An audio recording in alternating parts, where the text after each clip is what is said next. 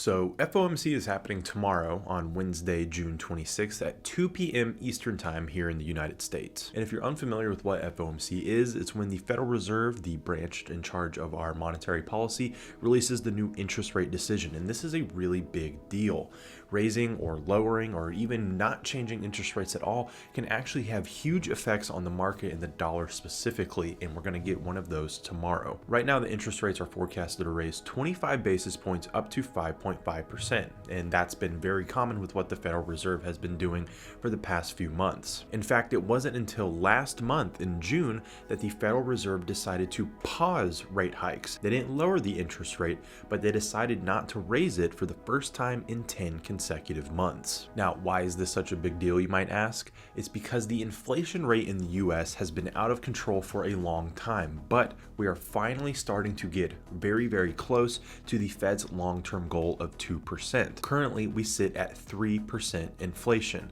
This is actually a beat from our last CPI report. Our latest CPI report had us forecasted to come down to 3.1% inflation, when in reality, we actually dropped just a little bit below that, down to an even 3%. This was a really big deal because it shows that the Fed's plan of this continuous rate hike cycle has been working. The Fed has been continuously raising interest rates to fight this high inflation, and it's been coming down steadily, sometimes more than others, like for example in our most recent CPI report, but it has been dropping nonetheless. It hasn't been going back up, and so their plan is working, and we are so close to that 2% goal. Many analysts believe that this could be the last rate hike before we see a pause and then eventual rate cuts, hopefully by the end of the year or early next year. Quote, while we anticipate that July will bring the Fed's last rate increase of this cycle, we do not think the Fed is comfortable signaling that shift, end quote, said Oscar Munoz, chief U.S. macro strategist for TD Securities. So the Fed has continued to raise rates for a while, but why have they been doing that? Well, part of the reason is because they kind of have to get this inflation under control. But a big reason for why they feel so comfortable raising rates so quickly and for such an extended period of time is the US jobs market. Now, the job market and the interest rates, in a way, kind of go hand in hand. And what I mean by that is as interest rates continue to get higher, oftentimes what we see is people and businesses taking less loans from the bank. That means less money is being in circulation, less people are spending money because they're scared of these high interest rates that they're going to inevitably have to pay back. Now, what we've seen most recently from the job market is that it's in a pretty good place and is continuing to hold strong. And in fact, in our latest NFP report, which reveals the new unemployment rate, we saw it drop the expected 0.1% from 3.7% down to 3.6%. Now, a 0.1% drop may seem insignificant, but really what that means is that businesses are hiring, people are able to hold on to their jobs, and the job market itself is not in a bad spot right now. This makes the Fed feel comfortable being able to continue to raise interest rates, thus lowering the inflation rate. Did you know our market scanning software, the EDGEFINDER, just got even better? Check out our newest asset, Bitcoin. That's right, Bitcoin was our most requested feature update, and we're so excited to announce Bitcoin is finally here with plans to add even more crypto in the future. We've also updated our most popular feature, the Smart Money Tracker, adding even more data than before. The EDGEFINDER not only automatically scores 8 different metrics for each asset to give it an overall buy, sell, or neutral score, but it also keeps track of bank and analyst positioning, stores historical fundamental data, shows how assets are trending throughout the day, and so much more. Right now, our YouTube viewers can get the EDGEFINDER at a discounted price when they use promo code A1YT. You can check out the EDGEFINDER with the link down in the description below, and again, get it for the special discounted price when you use promo code A1YT at checkout.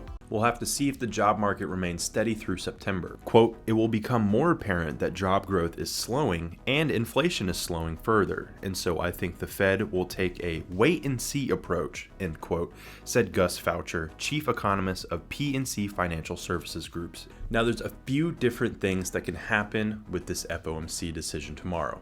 The number one most likely possibility is that we see a 25 basis rate hike up to 5.5%. That's what the majority of analysts consider is going to happen and is what is most likely going to happen. But if it's not the case, here are some other options. Number two, we see a rate pause. That's what we saw last month. The interest rate decision was not raised, it held steady, and inflation continue to drop. Now, we do have another CPI report coming soon on August 10th, and this is going to be a big one because regardless of what the Fed's decision tomorrow is, that CPI report will tell us if they made the right decision or not, and perhaps give us a glimpse into what they might do in the future. Another option that is very unlikely but will make a huge move in the market is if they decide to go with an even higher raise, say a 50-point basis rate hike. Now, I'm no analyst, but if they decide to do this, my thought is that they're going to make one last strong push, raising the interest rates, see how far they can get that inflation rate down in the next CPI report, and then most likely pause and then begin to cut rate hikes slowly after that. The final and least likely scenario is that we see a rate cut tomorrow. Now, this is most likely not going to happen, but anything is possible. We did see the CPI report come out better than expected in our most recent CPI report when it dropped that extra 0.1% down to that even 3%. So perhaps the Fed thinks that the interest rates are high enough and they're ready to test something out. Cut interest rates. Who knows? It's most likely not going to happen, but it would make for a wild FOMC event. So to recap, inflation has been falling steadily and the Fed's plan of raising interest rates seems to be working. Tomorrow's FOMC decision is no different from what they've been doing in the past, and we're most likely going to see a 25 basis rate hike. The upcoming CPI event on August 10th will let us know if the Fed made the right decision, but not only that, NFP is on August 4th, and so we'll get a closer look into what the jobs market is like, which could influence the Fed's next FOMC decision in September. How long will it take to hit the 2% inflation goal, and when will the Fed start cutting interest rates? We'll just have to wait and see. Don't forget to check out the links in the description if you want our broker recommendation, access to our free Discord, free EDGEFINDER, or want to chat with us on Telegram. Remember, you can watch us live in the markets every morning starting at 9:30 a.m. Eastern Time, and we have lots more free trading tools and content available on our website, a1trading.com. Thanks for watching.